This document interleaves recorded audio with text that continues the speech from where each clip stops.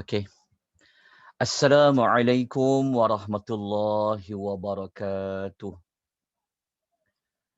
Alhamdulillahillazi bini'matihi tatimmus shalihat wassalatu wassalamu ala Rasulillah wa ala alihi wa sahbihi wa man walah.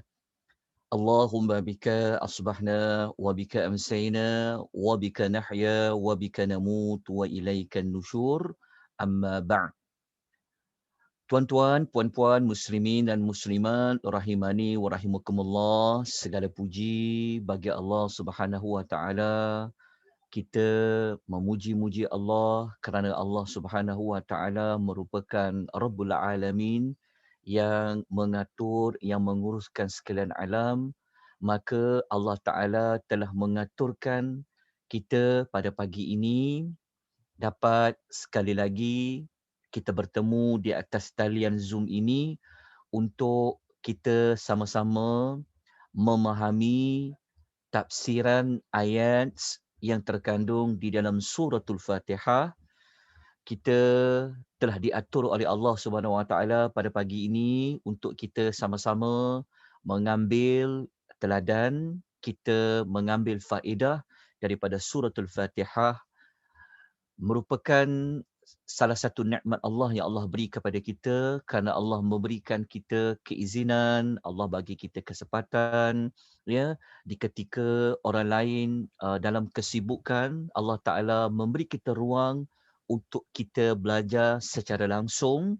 Moga-moga pertemuan kita pada pagi ini di atas talian Zoom ini diberkati oleh Allah. Allah Ta'ala memberikan kepada kita ketenangan, Allah memberi rahmat kepada kita, Allah melapangkan dada kita, Allah mempermudahkan pelajaran kita ikhlaskan niat kita semata-mata kerana Allah Subhanahu wa Ta'ala. Tuan-tuan dan Amin. puan yang Allah rahmati sekalian, ini adalah pertemuan kita buat kali yang ke-7. Jadi kita akan memasuki ayat yang kedua pada pagi ini, tapi sebelum tu saya ingin kita mengingati semula pembelajaran kita pada minggu lepas. Pada minggu lepas kita telah membicarakan tentang kalimah Ar-Rahman dan kalimah Ar-Rahim yang terdapat pada ayat yang pertama, Bismillahirrahmanirrahim. Kita telah belajar pada kelas yang lalu, kalimah Ar-Rahman dan Ar-Rahim merupakan dua daripada nama-nama Allah Al-Husna, yang mana Ar-Rahman dan Ar-Rahim dikaitkan ataupun berkaitan dengan sifat berkaitan dengan rahman Allah Subhanahu wa Ta'ala. Dan kita juga telah belajar pada minggu lepas bahawa Ar-Rahman dan Ar-Rahim ini, kalau kita telah belajar pada minggu lepas, Ar-Rahman,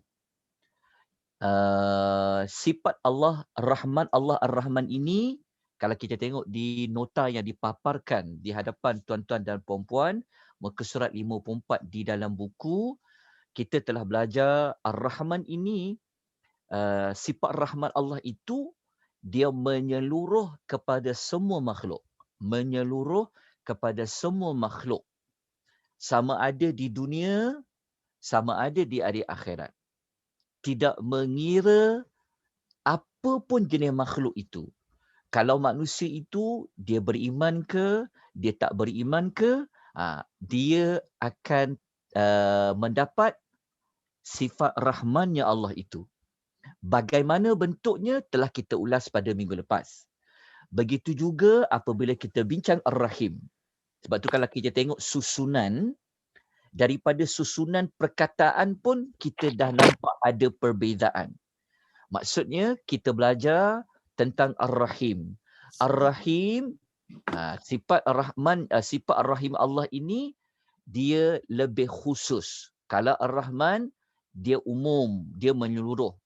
Kalau Ar-Rahim, dia ada, dia terhad. Dia tidak menyeluruh. Maksudnya sifat Ar-Rahim Allah ini dia dikhususkan hanya kepada orang yang beriman. Orang beriman di dunia ini dia akan dapat sifat Ar-Rahim Allah itu. Orang beriman di ada akhirat dia akan dapat sifatnya Ar-Rahim Allah Subhanahu wa taala itu. Jadi itulah perbezaan secara ringkas yang kita boleh ulas untuk kalimah Ar-Rahman dan kalimah Ar-Rahim. Tetapi kena ingat sampai bila-bila Ar-Rahman dan Ar-Rahim dia berkaitan dengan rahmatnya Allah. Ar-Rahman dan Ar-Rahim, rahmatnya Allah itu dia lebih luas dan lebih mendalam. Ar-Rahman dan Ar-Rahim, kalau kita nak kupas lagi dengan lebih mendalam, kita lihat pada muka surat nombor, tengok dalam buku muka surat nombor 56. Okey, kita dah nak masuk kepada penghujung perbahasan tentang Ar-Rahman dan Ar-Rahim. Okey, kalau kita lihat pada ringkasan tu, okey, dia ada gambar ringkasan tu. Kalau ni bentuk ayat, ini kita rujuk menurut Profesor Dr. Yusuf Al-Qardawi. Beliau telah mengatakan, ini dia punya perincian maklumat perkataan Ar-Rahman dan Ar-Rahim. Ar-Rahman dan Ar-Rahim Allah gandingkan bersama-sama. Kita akan jumpa 5 kali disebut di dalam Al-Quran, disebut bergandingan. Bergandingan ni maksudnya selepas kalimah Ar-Rahman ada kalimah Ar-Rahim. Itu sebut bergandingan. Kita akan jumpa sebanyak 5 kali disebut di dalam Al-Quran. Kemudian kalimah Bismillahirrahmanirrahim kita akan jumpa disebut sebanyak 113 kali di dalam Al-Quranul Karim. Maksudnya macam ni. Kalau kita baca pada ayat ni, Dr. Qardawi kata apa? Yang ni Dr. Qardawi dia buat kesimpulan tentang kalimah Ar-Rahman Ar-Rahim. Dia kata, perkataan Ar-Rahman dan perkataan Ar-Rahim disebutkan secara bergandingan. Maksudnya kita jumpa bergandingan ni maksud dia, kalau jumpa kalimah Ar-Rahman, ada kalimah Ar-Rahim lepas tu. Disebut bergandingan, kita boleh jumpa sebanyak 5 kali di dalam Al-Quran. 5 kali di dalam Al-Quran selain 111 kali disebutkan pada permulaan setiap surah di dalam Al-Quran. Maksudnya apa? Maksudnya, kan kalau kita buka surah-surah dalam Quran kan, buka surah Al-Fatihah, mula-mula jumpa Bismillahirrahmanirrahim. Buka surah Al-Baqarah, kita jumpa dulu Bismillahirrahmanirrahim. Kita buka surah Al-Imran, kita jumpa Bismillahirrahmanirrahim. Sampailah kepada surah An-Nas. Sebelum kita baca surah An-Nas tu, kita jumpa kalimah Bismillahirrahmanirrahim. Jadi kalimah Bismillahirrahmanirrahim kita akan jumpa sebanyak 113 kali di dalam Al-Quran. Kenapa bukan 114? Kerana Bismillahirrahmanirrahim dia tidak ada pada surah At-Taubah. Betul kita baca surah Taubah, kita tak jumpa pun kalimah Bismillahirrahmanirrahim. Sebab itu kalimah Bismillahirrahmanirrahim kita akan jumpa pada 113 surah di dalam Al-Quran. Maknanya, kata Dr. Yusuf Al-Qardawi, kalau kita nak jumpa kalimah Ar-Rahman dan Ar-Rahim disebut bergandingan, kita boleh jumpa dia sebanyak 5 kali, bukan pada Bismillahirrahmanirrahim. Okay. Kita pergi kepada perbahasan Ar-Rahman. Kalau kita nak cari perkataan Ar-Rahman saja dalam Quran, kita akan jumpa sebanyak 52 kali Ar-Rahman itu diulang. Kalau kita nak tengok kalimah Ar-Rahim pula, tak kena tambahlah 94 tambah 20 kali. Kita akan jumpa di dalam Al-Quranul Karim. Ini sekadar maklumat tambahan tentang bilangan perkataan Ar-Rahman dan Ar-Rahim. Yang paling penting makna Ar-Rahman dan Ar-Rahim. Okey, kita lihat pada ringkasan penggunaan perkataan Ar-Rahman dan Ar-Rahim. Maksud dia, kalau kita buka Al-Quran, kita baca ayat Quran, kita akan jumpa kalimah Ar-Rahman ni dalam Quran kan. Contoh kalau kita jumpa ada berapa kali. Contohnya kalau kita cari perkataan Ar-Rahman saja, tak ada Ar-Rahim, sebelah dia 5/2 kali tu kita akan, kalau kita belajar, kalau dalam Quran jumpa Ar-Rahman, Ar-Rahman, Ar-Rahman, Ar-Rahman, dia memang merujuk khusus kepada Allah. Kalimah perkataan Rahman, dia tidak membawa makna, melainkan makna itu dikaitkan dengan Allah saja. Tidak ada perkataan Ar-Rahman di dalam Al-Quran dikaitkan dengan selain Allah. Dia hanya untuk Allah saja. Tetapi kalau kita jumpa kalimah Rahim, Rahim, kadang-kadang ia merujuk kepada Allah. Kadang-kadang Ar-Rahim dia merujuk kepada selain Allah. Itu kalau kita nak kalau kita nak memperincikan lagi kalimah Ar-Rahman dan Ar-Rahim, perbezaan dia. Tapi kita tak naklah terlalu terperinci sehingga menyebabkan nanti kita bercampur-campur maklumat. Jadi kita ambil maklumat yang penting saja. Tapi jika kalau kita nak mendalami lagi Ar-Rahman tu, Ar-Rahim tu perbezaan dia macam mana, kita boleh tengok perbezaan dari sudut penggunaan perkataan itu di dalam Al-Quran. Sebab tu kalau buka Quran, jumpa kalimah Ar-Rahman, Ar-Rahman, Ar-Rahman, dia memang pasal Allah je. Dia tidak, kalimah Ar-Rahman tidak digunakan selain daripada Allah. Kenapa macam tu? Sebab itu kalimah Ar-Rahman, dia duduk dulu, kalimah itu jumpa yang pertama pada Bismillahirrahmanirrahim. Menunjukkan semua orang tahu. Kalau jumpa Ar-Rahman, dia merujuk kepada Allah. Tapi kalau perkataan Rahim, dia kena tengok dulu. Kadang-kadang bukan pasal Allah, tapi dikaitkan dengan makhluk yang lain. Kadang-kadang dia merujuk kepada Allah. Nak menunjukkan kepada kita bahawa Ar-Rahman ini sendiri, Ar-Rahman itu sudah sedia maklum, ia dikaitkan dengan Allah. Jadi diletakkan nama Ar-Rahman, Bismillahirrahmanirrahim, untuk memberitahu kepada semua bahawa kalau sebut Ar-Rahman, dia memang merujuk kepada Allah Subhanahu wa Ta'ala. Jadi ini maklumat tambahan, dan kita akan tutup dan kita akan tamatkan perbahasan Bismillahirrahmanirrahim dengan kita melihat bahasa ni, maksud dia kita nak melihat tentang, ini maksudnya kita bukan nak melihat makna ayat tu. Okey, kita bukan nak melihat kepada makna ayat tu, susunan dia di dalam kalimah itu dan sebagainya. Okey. Yang ini maklumat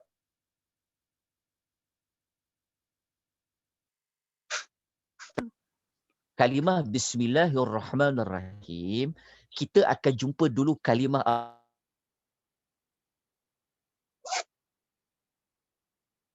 Ar-Rahman dahulu, baru disusun Ar-Rahim yang selepas Ar-Rahman.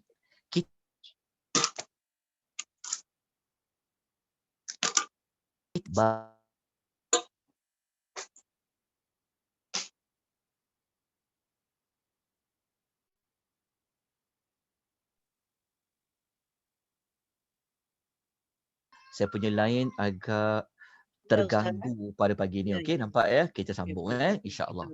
Tak apa. Okey, saya ulang balik semula. Okey, ini maklumat terakhir.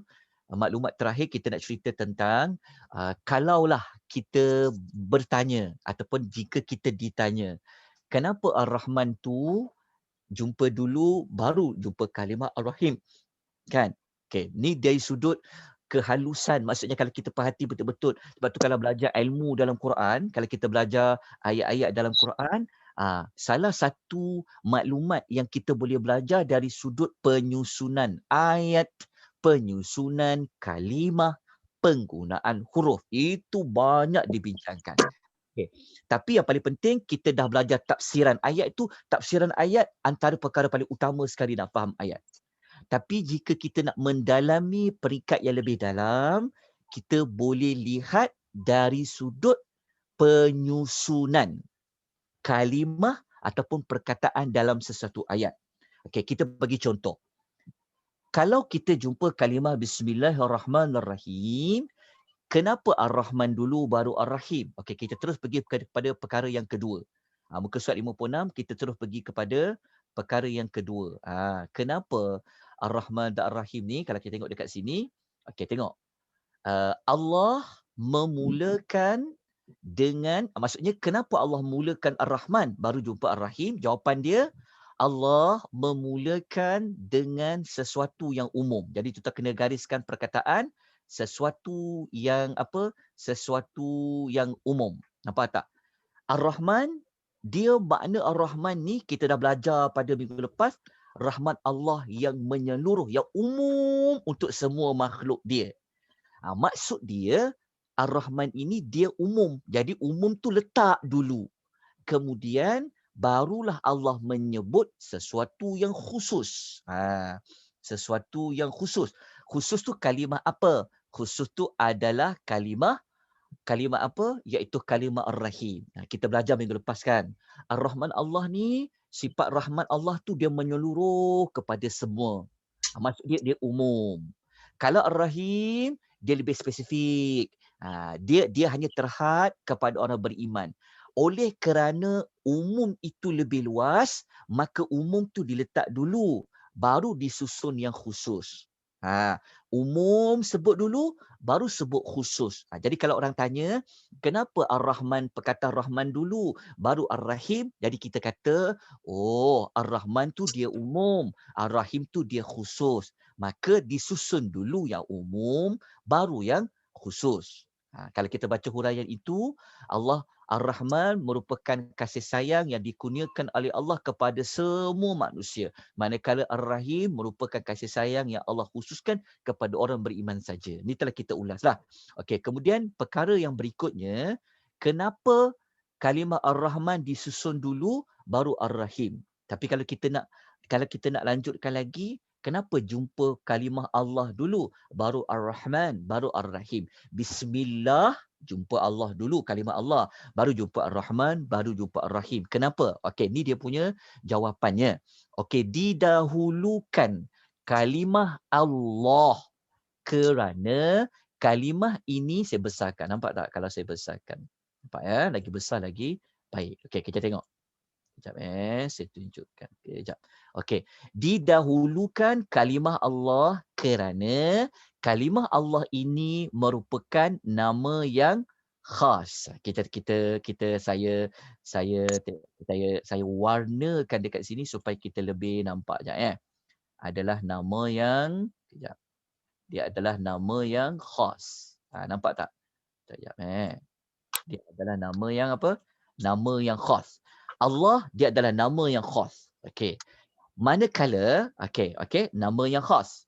Tapi kalau Ar-Rahman dengan Ar-Rahim dia adalah nama, dia adalah sifat. Allah ni, kalimah Allah dia tak merujuk kepada sifat. Dia adalah nama. Dia adalah zat Allah. Dia nama Allah ni, perkataan Allah tu dia adalah nama yang khas bagi Allah. Dia tidak menunjukkan kepada sifat. Sebab setiap nama dia menunjuk kepada sifat. Tapi nama Allah ni dia beza. Nama Allah ni dia menunjuk kepada nama. Nama yang khas bagi Allah.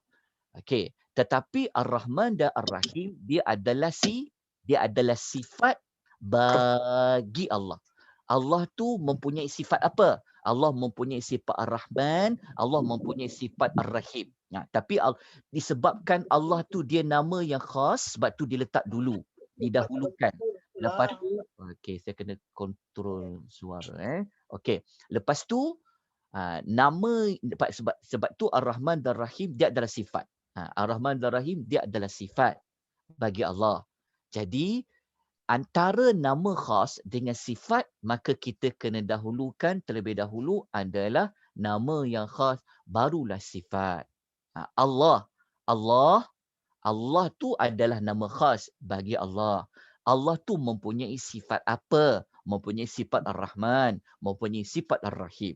Okey, antara nama khas dengan sifat, nama khas itu kena didahulukan terlebih dahulu, barulah daripada sifat. Sebab itu susunannya, jumpa kalimah Allah, baru jumpa Ar-Rahman, baru jumpa Ar-Rahim. Ini dari sudut kalau kita nak belajar Quran. Okey, ini satu maklumat. Kalau kita nak belajar dalam Al-Quran, mungkin peringkat nombor 2, kita boleh mengamati penyusunan perkataan di dalam sesuatu ayat. Ini adalah peringkat yang kedua lah. Tapi kalau kita peringkat orang awam, kita cukup dengan kita, yang paling penting kita tahu, okay, maklumat ayat tu apa. Itu di antara benda yang patut kita kena faham. Tapi kalau kita ada kemampuan, kita boleh masuk peringkat kedua dengan kita mengamati penggunaan dari sudut penyusunan perkataan di contoh pada tuan-tuan dan perempuan. Sebab dalam pengisian kita waktunya agak terbatas, oleh sebab itu kita hanya memperincikan mengikut peringkat tafsiran ayat saja. Kita tidak mahu terjun ataupun kita tak mahu masuk kepada peringkat untuk memperhalusi penyusunan perkataan dan sebagainya. Tapi ilmu tu bagus kalau belajar. Tapi yang paling penting, pertemuan kita setiap minggu, kita hanya masuk kepada peringkat tafsiran ayat. Kalau perlu kepada perbahasan bahasa-bahasa tu, perhalusan, menghalusi penyusunan kalimah, nanti kita akan sebut kalau dia ada kepentingan dia. Okey, kita dah habis pada Bismillahirrahmanirrahim. Okay, selesai ya kat situ. Okey, kita dah habis Bismillahirrahmanirrahim. Kesimpulan dia, kalimah Bismillahirrahmanirrahim adalah ayat yang ada kaitan tentang tauhid. Bismillahirrahmanirrahim ada kaitan tentang Allah. Apabila kita sebut ada kaitan tentang Allah, mesti dia ada kaitan tentang ilmu tauhid. Apabila sebut tentang Allah, dia ada juga kaitan dengan iman. Macam tu. Apabila kita sebut tentang Allah, tentang tauhid, dalam ayat pertama Bismillahirrahmanirrahim, dia dia berkaitan dengan apa? Berkaitan dengan Allah tu berkaitan dengan apa? Berkaitan dengan nama bagi Allah, sifat bagi Allah. Jadi habislah ayat yang pertama. Kita nak terus pergi kepada ayat yang kedua. Sebab ikut dalam jadual, memang kita kena masuk ayat yang kedua pada pagi ini. Okey, saya minta tuan-tuan dan puan buka buku. Kalau ada buku, saya minta tuan-tuan dan puan buka pada muka surat yang ke-60. Kita nak masuk ayat yang ke-2.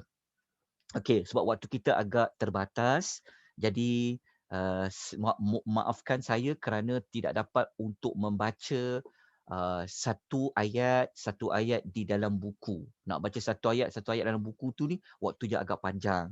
Tapi kita ambil yang penting dulu. Yang paling penting sekali adalah memahami tafsiran ayat. Okey, kita pergi kepada ayat yang kedua. Okey, nama pun ayat kedua. Bermakna ada ayat yang pertama. Macam saya sebut tadi tu. Kalau nak faham Quran lagi, kita boleh melihat sudut penyusunan ayat. Kenapa ayat kedua? Maksudnya, ayat ni ayat kedua. Alhamdulillahirrabbilalamin. Okey, segala puji bagi Allah Rabb semesta alam. Kan, ayat nombor 2, mudah kita nak ingat, ayat nombor 2 cerita tentang puji-pujian kepada Allah. Ayat nombor 2 cerita tentang puji-pujian kepada Allah. Okey, puji siapa? Puji Allah. Kenapa Allah tu dipuji? Ada sebab. Jadi kalau kita sebut puji, kalau kita sebut puji-pujian, memuji siapa? Memuji Allah. Kenapa Allah dipuji? Kerana Allah tu Rabbul Alamin. Dia ada jawapan sini. Maknanya ayat kedua ni, dia cerita tentang puji-pujian kepada Allah. Allah suka tak dirinya dipuji? Allah Ta'ala sudah pasti suka dirinya dipuji. Kenapa Allah itu dia dipuji? Kenapa Allah itu dia dipuji-puji? Kenapa Allah tu dia dipuji dan diberi pujaan? Kerana ayat 2 ada terangkan. Kerana Allah itu dia Rabbul Alamin. Tapi nanti kita akan pecahkan lagi maklumat ni. Apa makna Rabbu, apa makna Al-Alamin. Tapi ayat nombor 2 ni mudah ingat. Kita dah masuk kepada peringkat kita memuji Allah secara khusus. Okey. Apa perkaitan dengan ayat sebelum dia? Okey, kalau kita buka dalam nota, kita akan jumpa Setiap ayat bermula ayat nombor 2, 3, 4, 5, 6, kita akan belajar tentang apa hubungan ayat 2 ini dengan ayat nombor 1 sebelum ini. Maksud dia, apakah perkaitan antara ayat 2 yang memuji-muji Allah dengan ayat nombor 1 Bismillahirrahmanirrahim. Ayat nombor 1 kita telah belajar. Okey, kita telah belajar bahawa Allah itu rahmat dia luas. Rahmat dia sangat mendalam kan? Khususnya pada nama Ar-Rahman. Betul tak? Kerana rahmat Allah ini meluas, rahmat Allah ini mendalam, maka Allah Ta'ala itu dia layak dipuji. Allah ni terlalu baik. Allah Ta'ala ni Tuhan yang maha pemurah. Macam-macam Allah bagi kepada hamba-hambanya. Khususnya nama Ar-Rahman tadi. Allah tidak pernah tak beri rezeki. Bagi pernafasan, bagi kesihatan, bagi semua untuk makhluk dia. So kalau Allah dah bagi, maka Allah ni patut diberikan apa? Patutlah Allah Ta'ala ini dia dilayak dipuji. Jadi itu perkaitan dia. Kenapa Allah itu Alhamdulillahirrabbilalamin? Jawapan dia kerana Allah itu Ar-Rahman, kerana Allah itu Ar-Rahim. Itu dia punya perkaitan dengan ayat sebelum. Sebab tu kalau baca Al-Quran, kalau belajar memahami Al-Quran, jangan lupa untuk mengkaitkan sesuatu ayat dengan ayat yang lain. Khususnya ayat sebelum atau ayat selepas. Jadi itu perkaitan dia, kalau baca dekat sini insya-Allah boleh faham. Okey. Kita pergi kepada tafsiran ayat Alhamdulillah. Dia Alhamdulillah Rabbil Alamin. Tapi dalam buku ni kami pecah-pecahkan. Alhamdulillah satu maklumat yang kita nak ulas. Rabbil Alamin satu maklumat kita nak ulas. Jadi Alhamdulillah dulu kita ulas. Alhamdulillah maksud apa? Segala puji bagi Allah. Okey, kita ambil dari sudut tafsiran ayat dulu. Baru kita akan kupas apa itu Alhamdulillah. Dia macam kita kupas Bismillah. Lepas tu kita baru masuk Ar-Rahman, Ar-Rahim. Jadi dekat Alhamdulillahirrabbilalamin, kita kupas dulu dekat Alhamdulillah. Lepas tu baru kita masuk Rabbil Alamin. Okey, Alhamdulillah. Okey, kita memang sedia maklum diterjemahkan segala. Kenapa? Macam mana boleh dapat segala? Macam mana boleh dapat segala? Sebab ni, kalau kita tengok dekat perkataan alif lam, alham. Alif lam tu kita bunyi dia daripada itulah datangnya makna segala. Tapi insya-Allah jadi kita akan kupas kenapa segala. InsyaAllah sekejap lagi kita akan kupaskan. Sekarang kita masuk kepada kenapa ataupun apa sebenarnya tafsiran ayat Alhamdulillah ni. Segala puji. Kita fahamlah. Kalau baca terjemahan, segala puji bagi Allah. Okey, segala puji bagi Allah. Okey, tafsiran ayat dia apa sebenarnya? Kenapa Allah kata segala puji bagi Allah? Okey, kita kena baca tafsiran ayat. Okay, kita tengok. Pertama, kita tengok apa ulasan Al-Imam Tabari. Al-Imam Tabari dalam tafsir Tabari, dia kata, dia ulas, dia kata, Alhamdulillah merupakan pujian Allah terhadap dirinya sendiri. Kan? Sebab ayat tu kan tentang Allah. Allah Ta'ala menurunkan ayat Quran. Jadi Allah, segala puji bagi Allah, maknanya Allah memuji dirinya sendiri.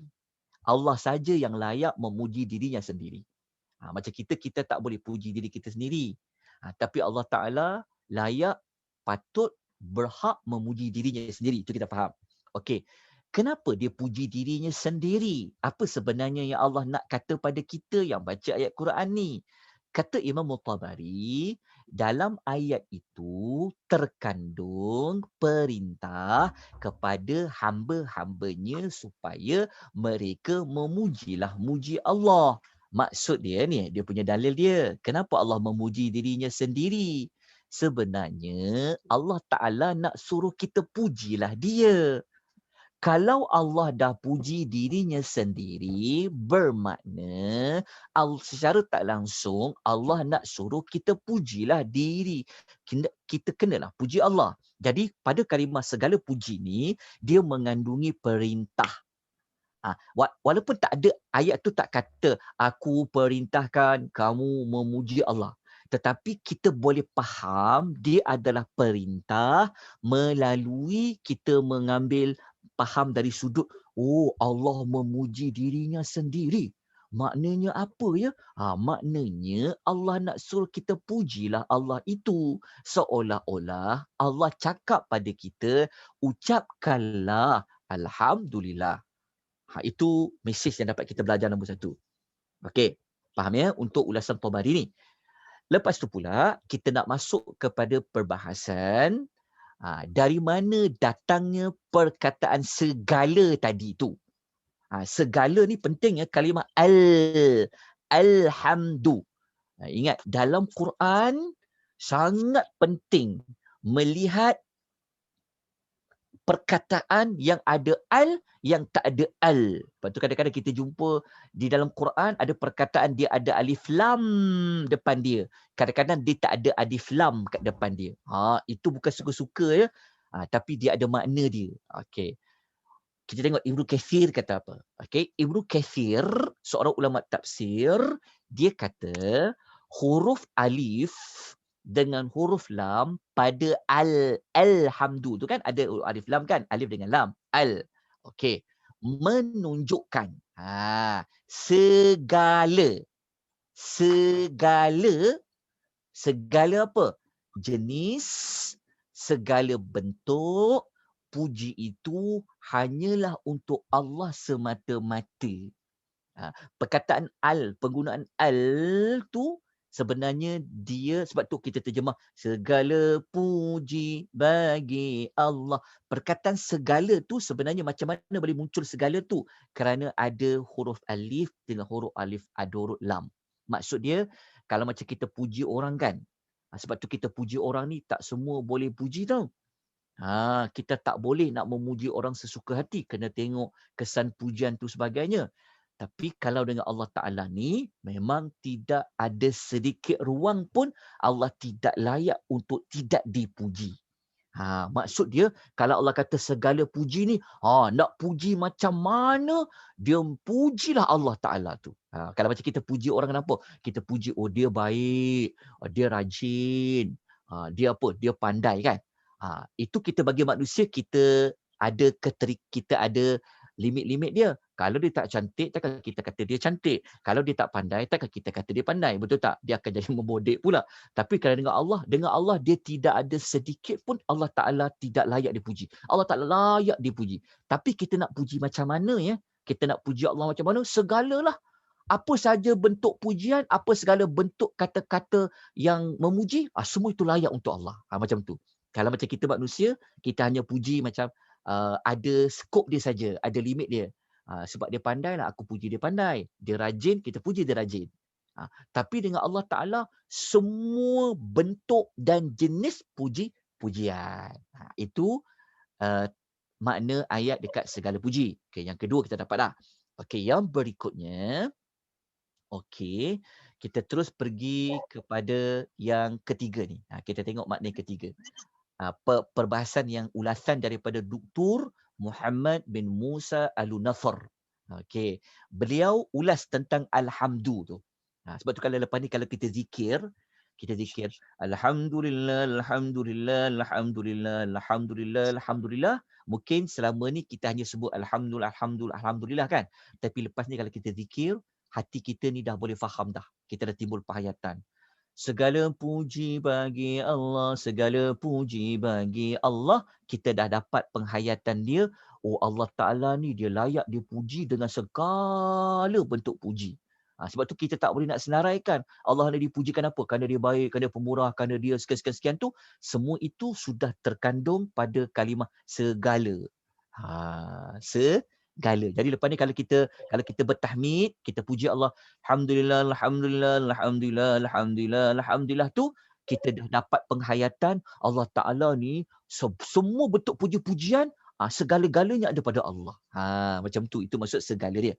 Okey, sekarang kita dalam sikit lagi, kita tengok apa perbahasan dekat alhamdu tu. Okey, perkataan alhamdu ni kita dah sebut tadi, mencakupi seluruh jenis dan bentuk puji-pujian. Okey, ni kita dah faham tadi. Okey. Perkataan lillah. Alhamdulillah.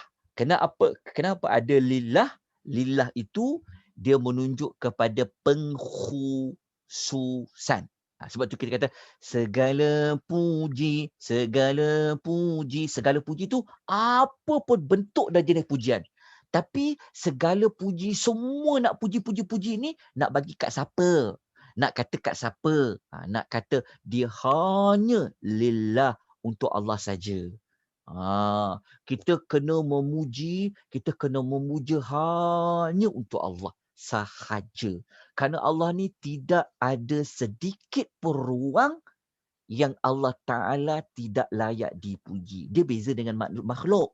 Makhluk ni kita tak akan memuji kalau tak ada sebab. Kalau puji tanpa sebab tu dia dah lah jadi lain. Mungkin dia merampu ke, mungkin dia membodek. Tapi Allah Ta'ala ni tak ada sebab yang Allah Ta'ala tidak layak dipuji. Tapi nak puji macam mana Allah Ta'ala? Nak puji apa? Semua jenis bentuk puji-pujian lah. Macam mana nak semua jenis bentuk pujian? Banyak tu. Jadi tak perlulah kita senaraikan puji Allah sebab dia maha luas ke rezeki dia, maha baik ke. Kita tak perlu nak sebut satu persatu.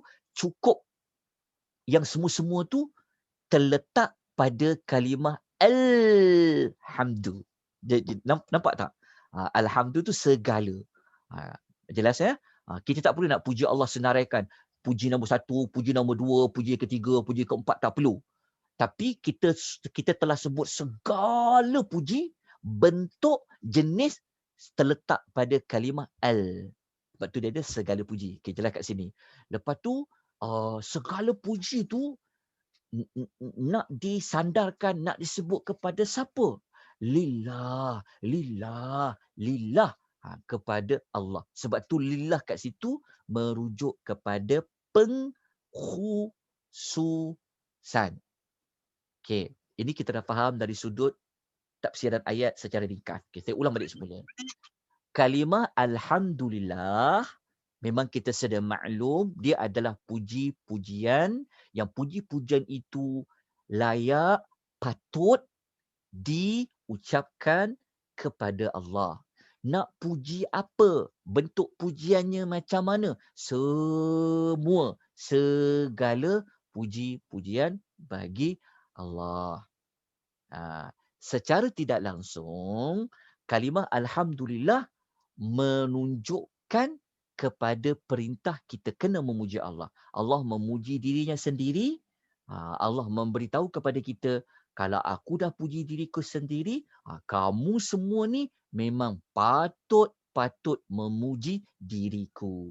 Okey, selesai pada perbahasan alhamdulillah secara ringkas. Tapi kita nak pergi sedikit lagi maklumat alhamdulillah. So selepas ni kalau kita zikir alhamdulillah, alhamdulillah, alhamdulillah tu kita dah dapatlah penghayatan dia dah. Dah tambah sikit maklumat dekat kita, mulut sebut alhamdulillah, tapi pada hati kita dan pada pemikiran kita tahu alhamdulillah ni segala puji. Perkataan segala tu jangan lupa. Al tu penting. Dekat al tu. Segala puji, segala. Sebab sebelum ni mungkin kita ucap tahmid alhamdulillah tu macam sekadar alhamdulillah saja. Tapi lepas ni kita dah ada maklumat sedikit. Alhamdulillah. Alhamdulillah. Al tu kita faham. Segala. Maknanya jenis dan bentuk puji-pujian pada Allah. Sebab tu Allah suka. Kalau macam kalau kita manusia pun manusia suka dipuji kan, apatah lagi kalau Allah yang memang layak dan patut dipuji. Begitu ya. So lepas ni dah dapat menambah penghayatan. Untuk tambah lagi penghayatan, untuk menambahkan lagi pengetahuan tentang betapa besarnya kalimah alhamdu, macam kita kupas hari tu, betapa besarnya kalimah bismillah ni, kan? Kita nak kupas pula. Kalimah alhamdulillah ni, dia ini apa sebenarnya? Secara makna yang lebih khusus, kalau kita kata Alhamdulillah, Alhamdulillah, kita faham. Itu zikir. Betul, itu zikir. Tapi di sebalik kita berzikir, kita memuji-muji Allah, di sebalik kalimah Alhamdulillah, Alhamdulillah, Alhamdulillah tu, dia membawa makna apa lagi? Mari kita buka muka surat nombor 62. Kita tengok muka surat nombor 62. Kita tengok makna yang khusus dekat sini.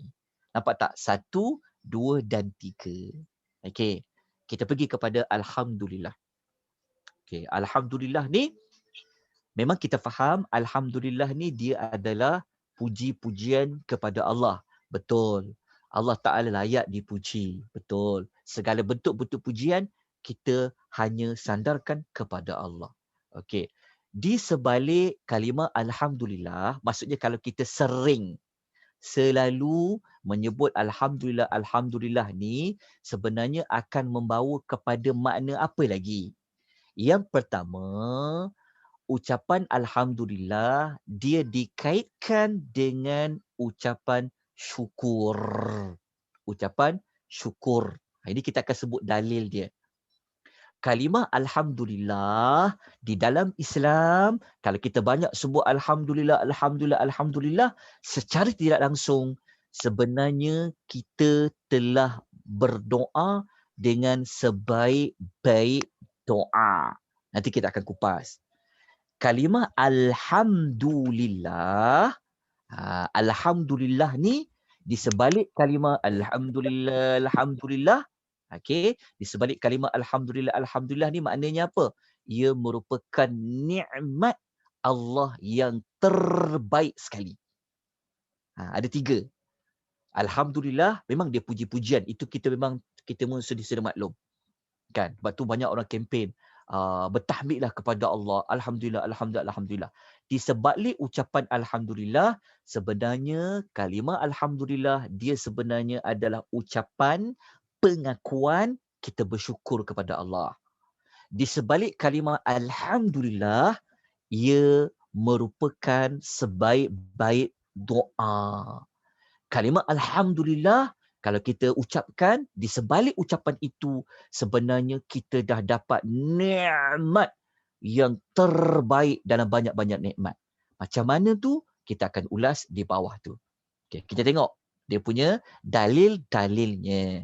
Okay, yang pertama. Okay, kata Abdullah bin Abbas radhiyallahu anhuma. Ni sepupu Nabi.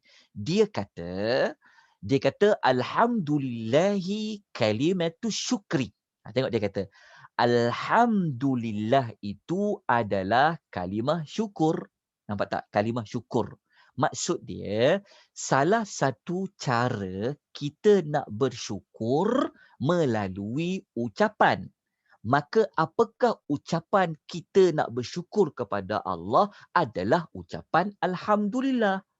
Pernah tak dengar orang kata bersyukur Allahu Akbar, bersyukur kepada Allah? Tak ada kan? Pernah tak orang kata La ilaha illallah, aku bersyukur kepada Allah? Tak ada.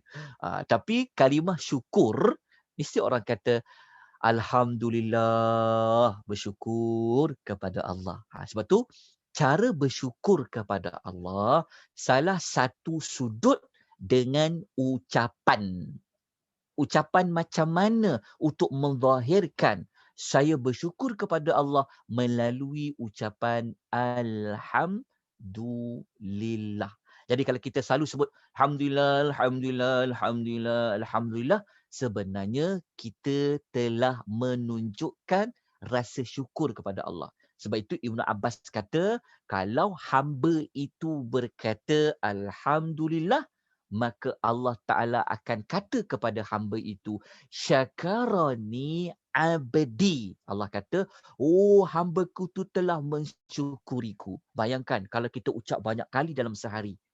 Allah akan kata macam mana banyak kali.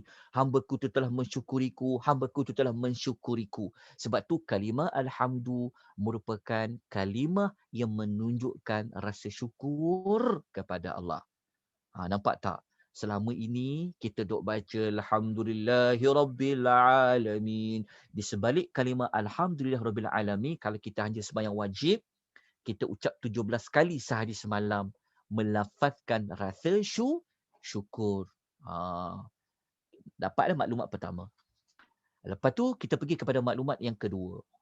Rupa-rupanya di sebalik kalimah alhamdulillah, ia adalah sebaik-baik doa. Jadi kalau orang tanya kan, apa sebaik-baik doa yang saya kena doa pada Allah? Ucap alhamdulillah lah. Mesti orang tertanya-tanya, ucapan alhamdulillah sebaik-baik doa? Mari kita fahamkan, yang kata macam ni bukan saya. Yang kata macam ni adalah Rasulullah sallallahu alaihi wasallam. Tengok Rasulullah kata apa. Dalam hadis ni hadis Hasan. Saya stated Hasan, riwayat Tirmizi An-Nasa'i. Rasulullah kata apa? Afdalul dzikri la ilaha illallah. Sebaik-baik zikir. Sebaik-baik zikir selepas Al-Quran lah adalah kalimah la ilaha illallah. Ada kupasan la ilaha illallah tu, tapi kita tak nak ulah dalam Al-Fatihah. Tapi kita dapat belajar kat sini, kalau orang tanyakan, apa zikir yang sebaik-baik zikir? Zikir sebaik-baik zikir selepas Al-Quran adalah ucapan La ilaha illallah, La ilaha illallah. Itu sebaik-baik zikir. Kenapa dia jadi sebaik-baik zikir? Sebab kalimah La ilaha illallah ini berkaitan dengan mengesakan Allah. Dari kaitan dengan Tauhid. Okay. Kemudian Nabi sambung. Nabi kata, Wa afdalu du'a, dan sebaik-baik doa. Maknanya sebaik-baik permohonan, sebaik-baik permintaan adalah ucapan Alhamdulillah. Alhamdulillah. Okay. Macam mana ataupun macam mana boleh dikatakan ucapan Alhamdulillah adalah sebaik-baik doa? Kenapa dia jadi sebaik-baik doa? Okey, kita kena faham macam ni. Doa, kita fahamkan. Apa pengertian doa? Yang kita faham, yang kita ambil makna yang kita sedia maklum, apabila kita berdoa, kita kan minta pada Allah sesuatu kan? Kita minta apa pada Allah? Macam-macam lah kita minta pada Allah tu. Okey. Tapi kenapa ucapan Alhamdulillah tu sebaik-baik doa? Kita minta apa dekat Alhamdulillah tu? Okey. Ingat tak tadi, yang perkara pertama, ucapan Alhamdulillah itu adalah kalimah syukur. Betul tak? Kalimah syukur. Jadi kalau kita ucap Alhamdulillah, Alhamdulillah, Alhamdulillah, sebenarnya kalimah syukur tadi tu, kan macam ni. Kalau kalimah Alhamdulillah, dia adalah kalimah syukur. Kita ambil yang pertama tadi. Apa kaitan kalimah syukur dengan doa? Okey. Doa, kita kan minta kepada Allah. Minta pada Allah. Okey. Tapi ucapan Alhamdulillah adalah sebaik yang kita minta pada Allah. Sebaik-baik doa. Kenapa dia jadi sebaik-baik doa? Sebab daripada ucapan Alhamdulillah yang menunjukkan kita ini mensyukuri Allah. Betul tak? Okey, kalau kita selalu banyak bersyukur kepada Allah, Allah akan bagi apa kat kita? Allah akan tambahkan lagi nikmat kepada kita. Betul tak? Macam ni. Kalau kita banyak bersyukur kepada Allah, Allah tambah tak lagi nikmat? Allah lagi tambah kan? Bermakna apabila kita banyak ucap Alhamdulillah, Alhamdulillah, Alhamdulillah, secara tidak langsung, kita dah minta pada Allah nikmat-nikmat tambahan. Nak faham lagi, kita kan pernah baca surah Ibrahim. Ayat nombor 7. Ingat tak ayat yang selalu orang sebut? La in syakartum la azidannakum. Kan Allah kata, jika kamu benar-benar bersyukur kepadaku, akan ku tambahkan lagi nikmat kepadamu. Betul tak? Maksud dia kita dah minta dah. Contoh kita kata, kita minta pada Allah apa? Ya Allah, engkau murahkanlah rezekiku. Itu doa kan? Doa minta tambah rezeki. Tapi kalau kita mengucap Alhamdulillah, kita telah mensyukuri rezeki Allah bagi. Jadi kalau kita telah mensyukuri rezeki yang Allah bagi, Allah akan buat apa dengan rezeki tu? Allah akan tambah-tambah lagi. Itulah maksud Alhamdulillah adalah sebaik-baik doa. Kenapa sebaik-baik doa? Sebab doa itu adalah sesuatu permintaan, permohonan kepada Allah. Jadi kalau kita ucap Alhamdulillah, dia jadi sebaik-baik doa, maknanya Allah Ta'ala akan tambahkan lagi apa yang kita minta. Sebab apa? Sebab kalimah Alhamdulillah dikaitkan dengan kalimah syukur. Dalam Al-Quran, Allah kata, La in syakartum la azidannakum. Kalau kamu bersyukur ketika kamu bersyukur, maka akan ku tambahkan lagi kepada kamu nikmat. Okey, faham dari sudut situ? Lepas tu pula, kita kan sedia maklum, kalau adab kita nak berdoa kepada Allah, kita mestilah kena memuji Allah dulu. Kan? Barulah doa kita tu mustajab. Lepas tu kita diajar oleh Allah, oleh Rasul, para ulama ajar kita. Kalau kita nak berdoa pada Allah, kita kenalah memuji Allah dulu. Jadi ucapan puji-pujian Alhamdulillah sangat berkait rapat dengan doa. Berkait rapat dengan doa dari sudut apa? Dari sudut mustajabnya doa. Tambahan pula, kalimah Alhamdulillah ini, dia merupakan sebaik-baik doa dari sudut Allah akan menambahkan lagi nikmat-nikmat yang telah diminta, Allah akan tambah lagi. Kenapa Allah akan tambah? Kerana kalimah Alhamdulillah dikaitkan dengan kalimah apa? Kalimah syukur. Itu makna hadis ini.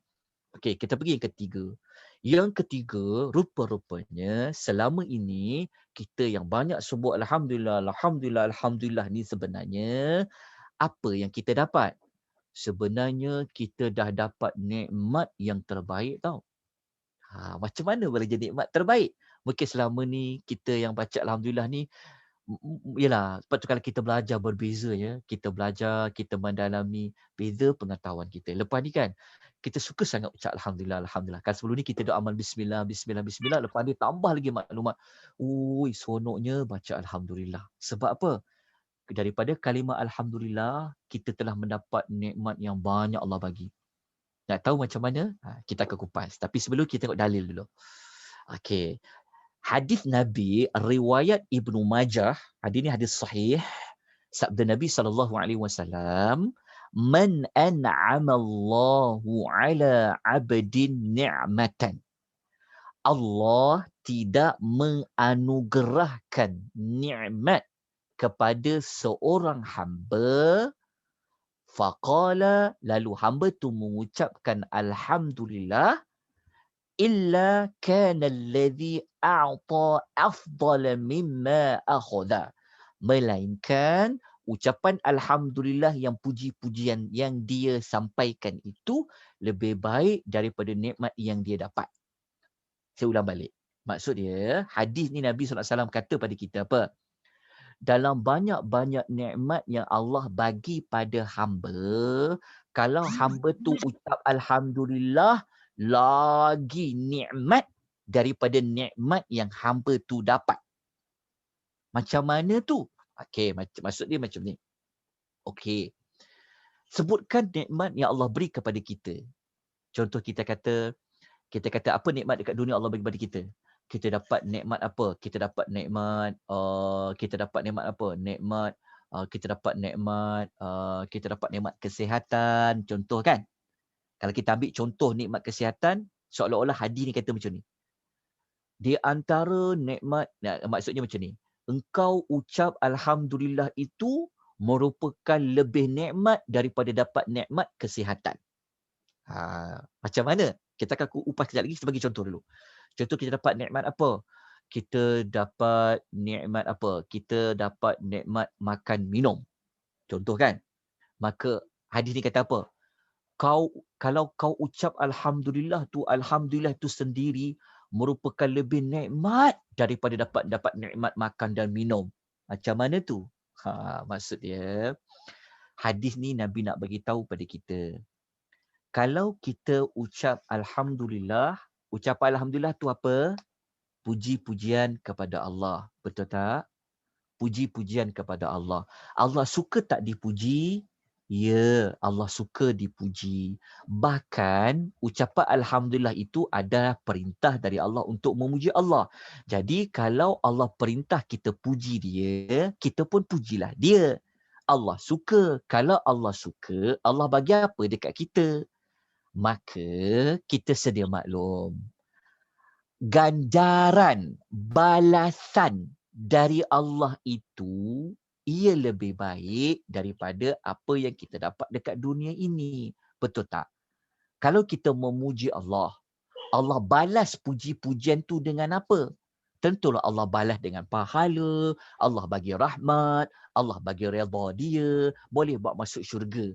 Jadi kita nak tanya, antara dapat nikmat sihat dengan dapat nikmat Allah redha, Allah suka, Allah sayang, mana lebih nikmat? Antara dapat nikmat makan dan minum dengan dapat nikmat Allah masukkan kita ke dalam syurga sebab kita suka puji Allah, mana lebih nikmat?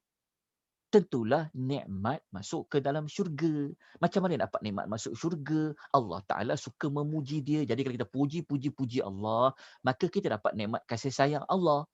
Walaupun kita dapat kesihatan, kesihatan kita ni tidak senilai, sebanding dengan dapat rahmat Allah, dapat kasih sayang Allah. Sebab tu hadis tu kata, Allah Ta'ala tidak menganugerahkan mana-mana nikmat kepada hamba, yang nikmat lebih baik bagi hamba itu adalah nikmat Alhamdulillah. Maknanya ucapan Alhamdulillah ni lebih nikmat daripada nikmat-nikmat yang Allah pernah bagi pada hamba. Kita je yang terlepas pandang, yang kita tak belajar selama ni. Kita faham nikmat tu pada benda yang kita rasa, pada benda yang kita nampak, pada benda yang kita pegang. Tapi sebaliknya, apabila kita ucap Alhamdulillah, Alhamdulillah, Alhamdulillah, Allah akan bagi lebih nikmat daripada nikmat kita dapat sekarang tu. Itulah maksud hadis ini. Betul tak? Lepas ni, kita sangat suka, seronok sangat kalau dah zikir Alhamdulillah. Kita dah faham dah sikit. Ilmu kita makin bertambah, zikir kita makin manis, kita semakin ada penghayatan. Kan tidak selama ni keras saja. Alhamdulillah, Alhamdulillah, Alhamdulillah, Alhamdulillah kan? So lepas ni kita dah faham dah. Kita baca Alhamdulillah, Alhamdulillah, Alhamdulillah. Kita dah faham. Alhamdulillah ini adalah kita memuji Allah dengan segala bentuk puji-pujian. Kan? Alhamdulillah. Segala puji. Faham kat situ? Segala puji. Maknanya kita kata, Ya Allah, apa-apa pujian yang patut diberi kepada engkau, engkau layak dapat segala pujian tu Allah. Macam mana kita tahu macam tu? Sebab pada kalimah segala tadi. Lepas tu kalau kita zikir Alhamdulillah ni pula kan, kita dapat menghayati, oh aku ucap Alhamdulillah ni aku tak rugi rupanya.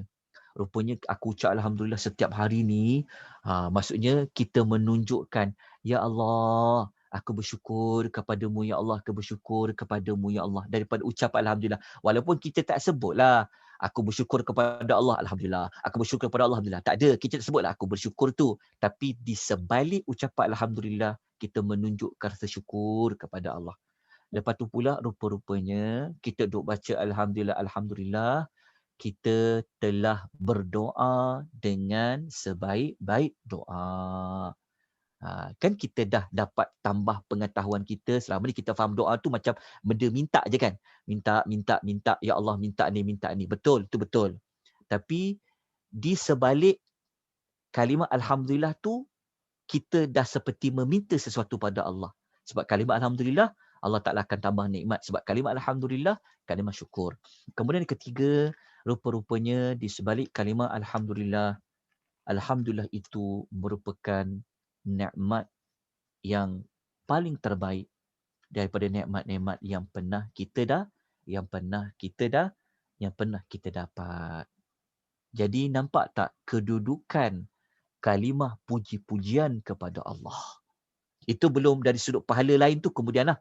Itu dari sudut pahala berapa banyak semua tu, itu pada bab yang lain. Tapi kita nak cerita kedudukan kalimah Alhamdulillah itu yang terletak dalam suratul Al-Fatihah.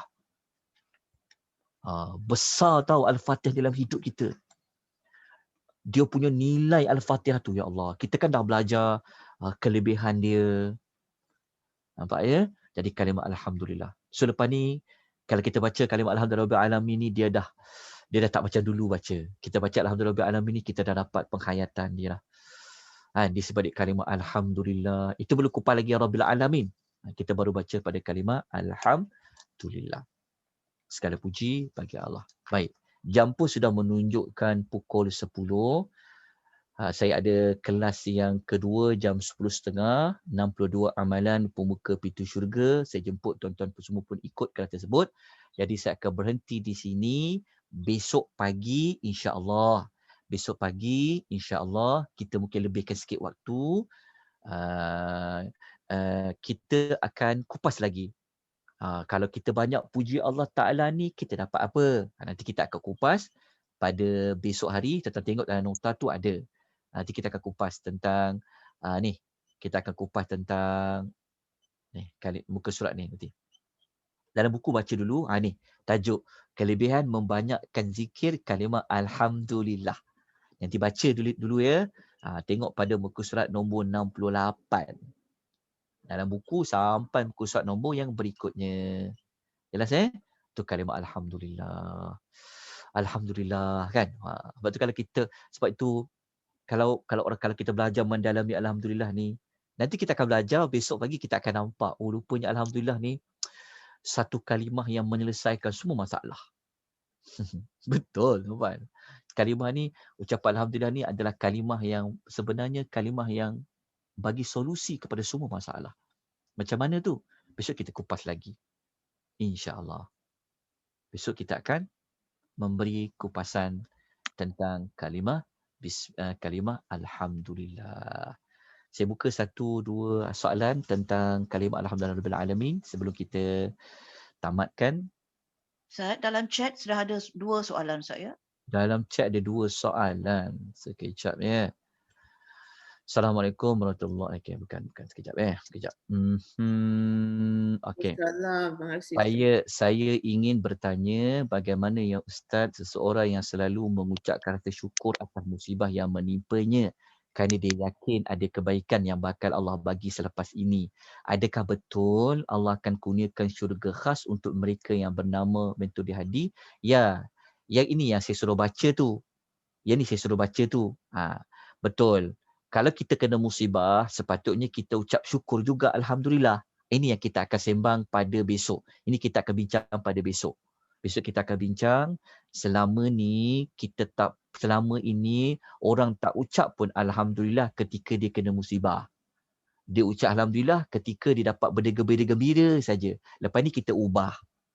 Kita akan kupas ni pada besok. InsyaAllah. Memang betul soalan yang ditanya ni. Okey, ada dalam buku.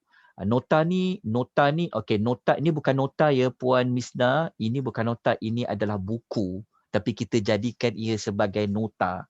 Boleh beli seperti mana yang telah diberi maklumat oleh Puan Mazidah tu.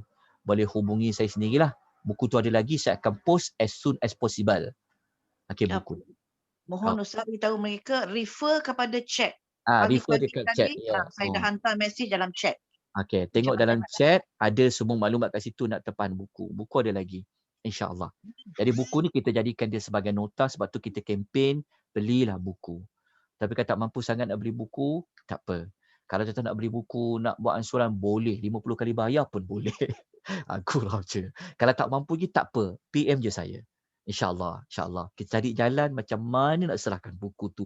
Paling penting semua orang dapat belajar. Semua orang dapat belajar, sembahyang lepas ni lebih khusyuk, lebih ada penghayatan. InsyaAllah itu tujuan utama kita belajar suratul Al-Fatihah. Okey, kalau tak ada soalan, kita sambunglah pada besok pagi. InsyaAllah saya akan hantarkan link Zoom untuk kelas besok pagi. InsyaAllah. Tapi sebelum kita berpisah, tuan-tuan dan puan-puan ya, program kita ni dia di anjuran Persatuan Wanita Prihatin Malaysia, Persatuan Wanita Islam Prihatin. Okey. Jadi dah nak masuk bulan Ramadan. Kita sekarang ni kan bulan Syakban kan. Jadi kalau tuan-tuan dan puan-puan ingin membuat sumbangan, membantu anak-anak yatim, fakir miskin dan sebagainya, maka saya cadangkan tuan-tuan dan puan-puan bolehlah membuat sumbangan kepada pihak Persatuan Wanita Islam Prihatin. Sebab kalau kita nak buat sumbangan ni, pertama mesti kita nak tengok kan, amanah tak badan itu. Of course, mereka dikenali memang dah banyak program dibuat. Lepas tu pula, kita nak kena tengok dari sudut cara bekerja. Kan? Kalau kita bagi sumbangan, tapi sumbangan tak jalan kepada yang kita nak sumbang pun tak boleh juga. Jadi, saya cadangkan tuan-tuan dan puan bolehlah membuat sumbangan kepada Persatuan Wanita Islam Prihatin bagi mewakilkan mereka menyampaikan mana-mana sumbangan kepada fakir dan miskin, kepada orang yang layak untuk menerima bantuan. Kerana bulan Ramadan ni memang Persatuan Wanita Islam Prihatin memang akan bergerak secara aktif, khususnya sebelum pun aktif dah. Dia akan bertambah lagi aktif. Jadi saya kempen pada tuan-puan berhubunglah dengan pihak Persatuan Wanita Islam Prihatin. Moga-moga Allah berkat kita, Allah bagi rahmat kepada kita. Aku qouli hadza wa astaghfirullahal azim wa billahi taufiq hidayah. Wassalamualaikum warahmatullahi wabarakatuh. Kita jumpa besok ya. Terima kasih Ustaz. Sama. Saya Jazakallah Ustaz. Jumpa Waalaikumsalam. besok pagi. Baik, kita jumpa besok. Terima kasih. Terima kasih Ustaz. Assalamualaikum. Assalamualaikum. Dadah.